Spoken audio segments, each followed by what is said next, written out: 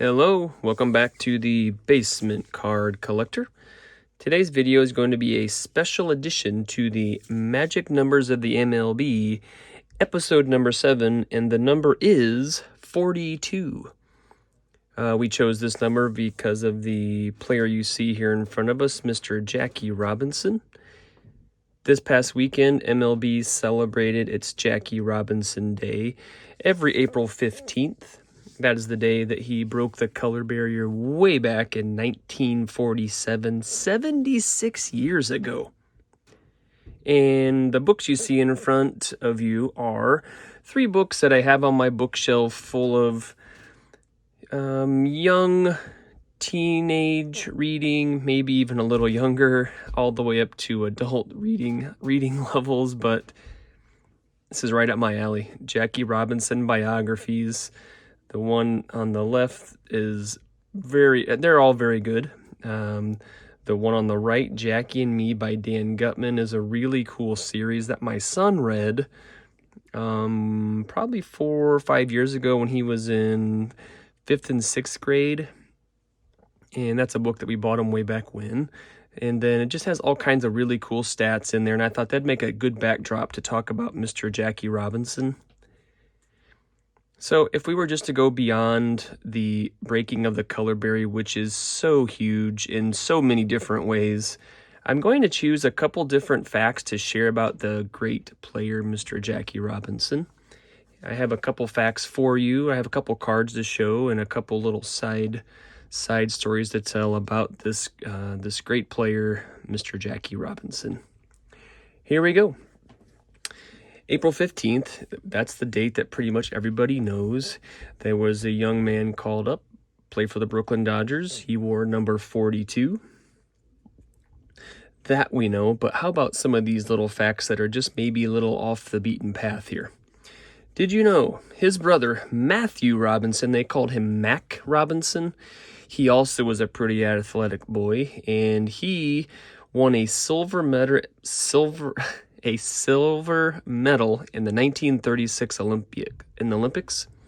He got a silver medal, and a guy named Jesse Owens got the gold. So whenever you see that Jesse Owens video of him coming in and winning the gold medal, the second place finisher is Mac, like a nickname, his brother Matthew Robinson. So Jesse Owens has a connection to Jackie Robinson. When Jackie Robinson went off to college, he went to UCLA. You may know that. Did you know that he lettered in 4 sports while enrolled at UCLA? 4 sports. He lettered in baseball, football, basketball, and track. And if you were to pick which sport do you think he was the best at or succeeded most at, you would probably guess baseball. Let me give you a couple little facts about each little team. On the football field, he led his team in rushing. He still has, to this day, the 4th best average punt return yard number still in NCAA. And he led the nation 2 different times in punt return average. So there he was, a great football player.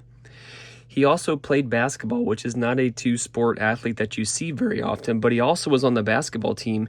He led his conference in scoring and was tabbed as an all-conference basketball player.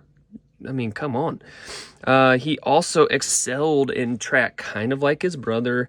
He was the NCAA champ in the broad jump.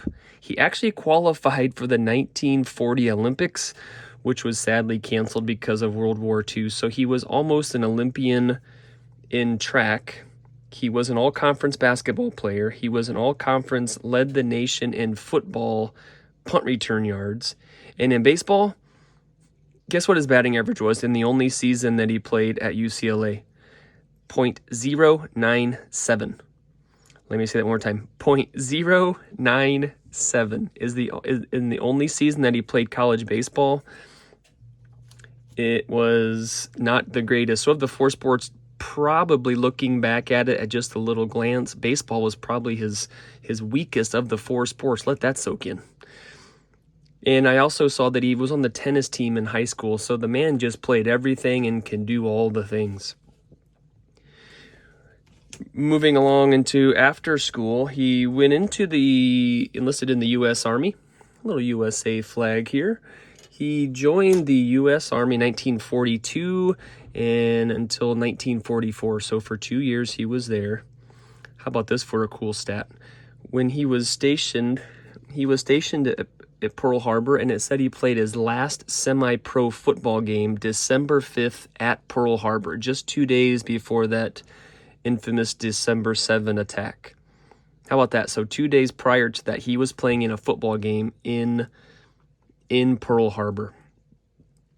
So like many of these other past stars, some of their careers were kind of paused for the good of the country. And Jackie Robinson, I think we think of the color barrier, which is legit, but he also did a lot of other things that are just kind of beyond baseball. And so when he broke that color barrier, just a few months later, another player came along in the American League, Mr. Larry Doby.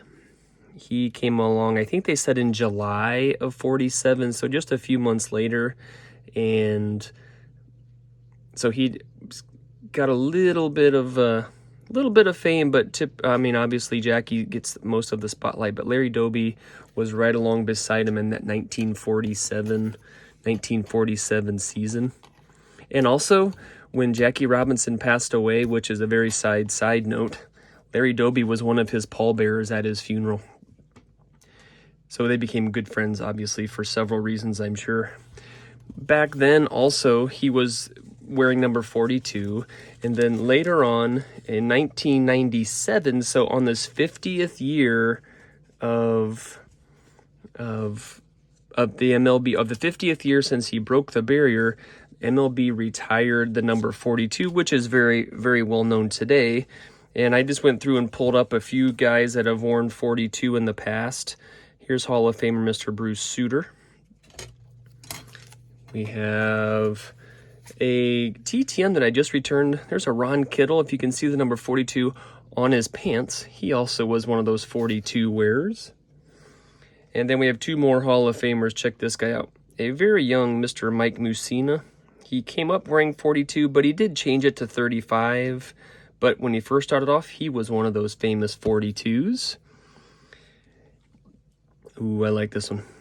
Shiny Mr. Mariano Rivera. He was actually the last player to wear it. He was kind of grandfathered in, but when he retired, he was the final. Just got a cool shine on that.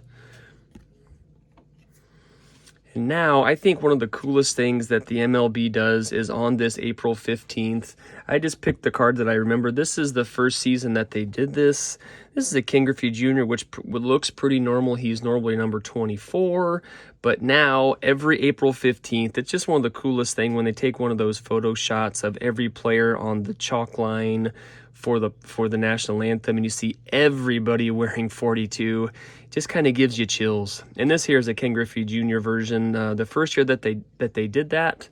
So I thought that was a cool card to show. Let's put Ken right there. So for this for this special episode, and for the final section of it, I just went through and pulled some of my Jackie Robinson cards. I feel like it's only fitting. Just a great player, and he did major things. He won a Rookie of the Year, which they have now renamed. He won an MVP. He won a World Series, but he's just so much bigger than baseball. And here's one of those replica, I think a Topps Archive. Just a cool back. Topps number 1. That's supposed to be of his 53 Topps, and that would be a really cool card to have, but that's not what that is. Sorry, Mariano. Here's that Topps 50-year golden moments. Just a really, man, you just look at his face, and he just went through so much, and he just happened to be an amazing baseball player. It's just hard to understand what he must have gone through, what he went through. And then to show up and play baseball every day and be one of the all-time greats. Jackie Robinson all-time classics. Love these Fleer Greats cards. It's got a little bit of a shine, but it's also have like a matte finish. I don't feel like I should cover up the flag. And here's what we're going to end on. This really cool, just him in the on-deck circle posing for a picture. I just think that number 42, and obviously will never be worn again, but just this weekend, MLB celebrated, and I'm sure you watched, but I just wanted to do my little video. So my magic number video, episode number 7, we're going to celebrate the number 42, and I thank you for watching, and we'll see you next time.